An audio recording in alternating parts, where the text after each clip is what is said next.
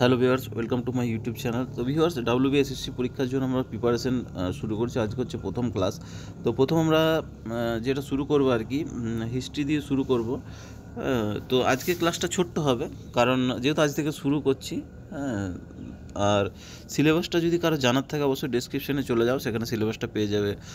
Form fill আপের জন্য যদি কোনো অসুবিধা হয়, রিজিয়নাল ওয়াইজ যে ডিস্ট্রিক্ট তোমাদের লিস্ট আর কি, সেটা ডেসক্রিপশানে চলে যাও, সেখানেও পেয়ে যাবে। যারা পিএসসি ক্লার্কশিপের মেনে যদি প্রিপারেশন করছো কেউ, তাহলে সেটার ভিডিওর লিঙ্ক কিন্তু তোমরা ডেসক্রিপশনে পেয়ে যাবে। প্লে লিস্টে চলে যেতে পারো, ট্রান্সলেশন পেসিস সব কিন্তু পেয়ে যাবে। যারা চ্যানেল নতুন আছে অবশ্যই চ্যানেলটাকে সাবস্ক্রাইব করো, নোটিফিকেশান বেলটা কিন্তু অবশ্যই অন করবে। তো চলো শুরু করব। তো দেখো, আজকে যে টপিক সেটা হচ্ছে হিস্ট্রি। আমরা প্রাচীন যুগ নিয়ে ক্লাস করব, হিস্ট্রি প্রাচীন যুগে, ঠিক আছে? তো দেখো, প্রথম কোশ্চেন আমরা দেখব। প্রথম কোশ্চেন হচ্ছে, সিন্ধু সভ্যতা কোন নদী তীরে গড়ে উঠেছিল? এই কোশ্চেনগুলো কিন্তু মানে হাজারবার কোনো না কোনো পরীক্ষায় এসছে। সেই ইম্পর্টেন্ট কোশ্চেনগুলোই কিন্তু তোমাদের কাছে আমি দিয়েছি, ঠিক আছে? সিন্ধু সভ্যতা কোন নদীর তীরে গড়ে উঠেছে? না ইন্দাস নদীর তীরে গড়ে উঠেছে। এখান থেকে তোমরা, যেহেতু আমি এমসিকিউ করাচ্ছি, ঠিক আছে, তো এখান থেকে তোমরা এই যে কোশ্চেনগুলো পার্টগুলো রয়েছে, এটাকে তোমরা বই খুলবে, যে কোনো একটা বই ফলো করবে। হ্যাঁ, যদি কেউ লুসেন্ট পড়তে পারো তাহলে খুবই ভালো।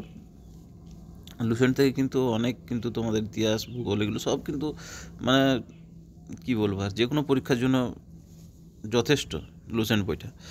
হ্যাঁ, তো আমি যে এই যে কোশ্চেনটা করালাম, এইটা রিলেটেড কিন্তু তোমাদেরকে বাকিগুলো একটু করে নিতে হবে। আমি এইটুকুই তোমাদেরকে সাজেস্ট করবো। এই ধরো যে সিন্ধু সভ্যতা কোন থেকে গড়ে উঠেছে, ঠিক আছে? এবার ওইটা রিলেটেড যে আরও কোশ্চেন হয়, সেটা কিন্তু তোমাদেরকে একটু পড়তে হবে, খেটে নিতে হবে। আমি চেষ্টা করবো তাও যতটা পারার, ঠিক আছে? নেক্সট কোশ্চেন দেখো। মহেঞ্জোদারো কথার অর্থ কী? মহেঞ্জোদারো কথার অর্থ কী? মহেঞ্জোদারো কথার অর্থ হচ্ছে মিতের টিলা বা মিতের স্তূপ, যাকে বলে মিতের স্তূপ বলে, ঠিক আছে? মিতের স্তূপ, মাউন্ট অফ দ্য ডেড বলে ইংলিশে, ঠিক আছে? নেক্সট কোশ্চেন দেখো। নেক্সট কোশ্চেন হচ্ছে, সিন্ধু সভ্যতার মানুষ কোন ধাতু ব্যবহার করতো না? এটা কিন্তু মানে কী বলবো, এই কোশ্চেনটা প্রায়ই দেখা যায় কোনো না কোনো পরীক্ষায়। কোন ধাতুর ব্যবহার তারা জানতো না। অপশান তোমাকে দিয়ে দেবে, কিন্তু তোমাকে চুজ করতে হবে লোহা, ঠিক আছে? উত্তর হচ্ছে লোহা। লোহার ব্যবহার তারা জানতো না।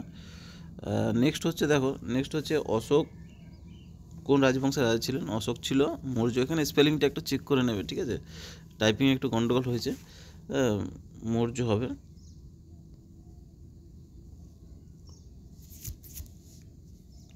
মৌর্য রাজবংশের রাজা ছিলেন। তারপর নেক্সট দেখো, নেক্সট হচ্ছে চাণক্য কে ছিলেন? চাণক্য কে ছিলেন? চন্দ্রগুপ্ত মৌর্যের উপদেষ্টা। এই মৌর্য বানানটা কিন্তু আবার বলছি আমি, মৌর্য বানানটা মিস্টেক হয়েছে টাইপিংয়ে।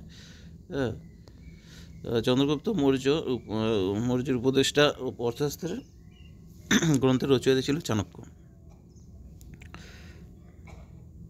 নেক্সট দেখো, গুপ্ত যুগকে ভারতের কোন যুগ বলা হয়? গুপ্ত যুগ কিন্তু স্বর্ণযুগ বলা হয় এটাকে। ভারতের সোনালী যুগ বা গোল্ডেন এজ অফ ইন্ডিয়া বলা হয়, এটাকে বলা হয় স্বর্ণযুগ। গুপ্ত যুগটাকে বলা হয় স্বর্ণযুগ। নেক্সট দেখো, নালন্দা বিশ্ববিদ্যালয় কে প্রতিষ্ঠা করেন? নালন্দা বিশ্ববিদ্যালয় কুমারগুপ্ত প্রতিষ্ঠা করেছিল। হ্যাঁ বন্ধুরা, আরেকটা জিনিস আমি বলে দিই, এই ক্লাসটা কিন্তু হিস্ট্রি প্রাচীন যুগ নিয়ে ক্লাস চলছে, ঠিক আছে? প্রাচীন যুগটা নিয়ে আমি দুটো ক্লাস মোটামুটি করাবো, ইম্পর্টেন্ট। তারপরে মধ্যযুগ আসবো। হ্যাঁ, প্রত্যেকটা ধাপে ধাপে কিন্তু করাবো। মানে এমন নয় যে চারিদিক থেকে মিলিয়ে দেবো, সেটা না। মানে প্রত্যেকটা টপিক ওয়াইজ কিন্তু চলবে তোমাদের, ঠিক আছে? তারপরে দেখো,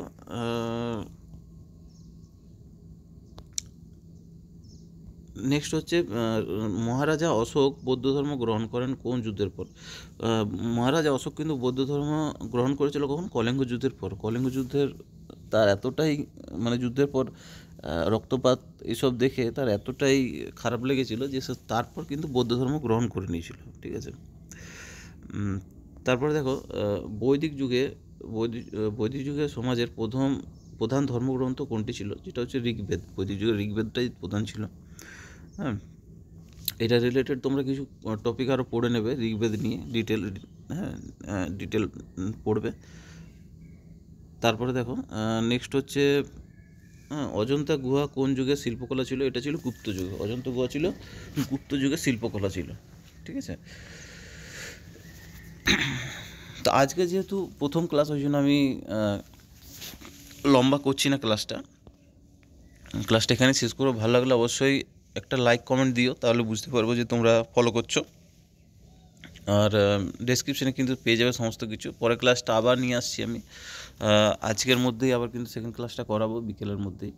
তো ডেলি কিন্তু রেগুলার বেসে ক্লাস চলবে। সকাল কিন্তু তোমরা 7টার মধ্যে কিন্তু চ্যানেলে পেয়ে যাবে ভিডিও, আর সন্ধেবেলায় কিন্তু আরেকটা পাবে। তো দুটো করে ক্লাস চলবে।